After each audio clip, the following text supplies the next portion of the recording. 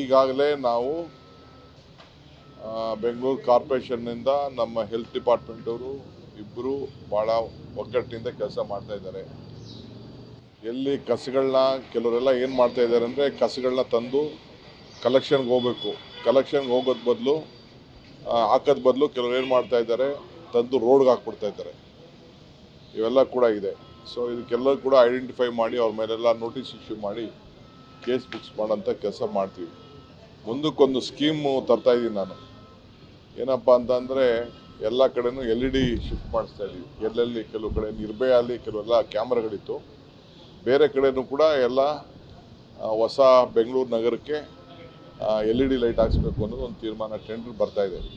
ಆ ಟೆಂಡರ್ ಒಳಗಡೆ ಎಲ್ಲ ಪೋಲ್ಗೂ ಇನ್ಮೇಲೆ ಮುಂದಕ್ಕೆ ಕ್ಯಾಮ್ರಾಗಳನ್ನ ಫಿಕ್ಸ್ ಮಾಡಬೇಕು ಅಂತ. ಯಾಕೆಂದರೆ ಯಾರೇ ಆಗಲಿ ಮನೆಯವರು ರೋಡಲ್ಲೆಲ್ಲ ಹಾಕಂಗಿಲ್ಲ, ಇಲ್ಲ ಓಡಾಟ ಮಾಡ್ತಾ ಇರ್ಬೋದು, ಇಲ್ಲ ಅಂದರೆ ಏನೇ ಇರಲಿ ಗಾಡಿಗಳು ಓಡಾಟ ಇರ್ಬೋದು, ಈ ಥರ ಕಸ ತಂದು ಹಾಕುವಂಥದ್ದು, ಡೆಬ್ರಿಸ್ ಹಾಕುವಂಥದ್ದು ಎಲ್ಲರೂ ಕೂಡ ಕೆಲವರೆಲ್ಲ ರೋಡ್ಗಳಲ್ಲಿ ಆಗ್ತಾ ಇರೋದನ್ನೆಲ್ಲ ನಾವೆಲ್ಲ ಗಮನಿಸಿದ್ದೇವೆ.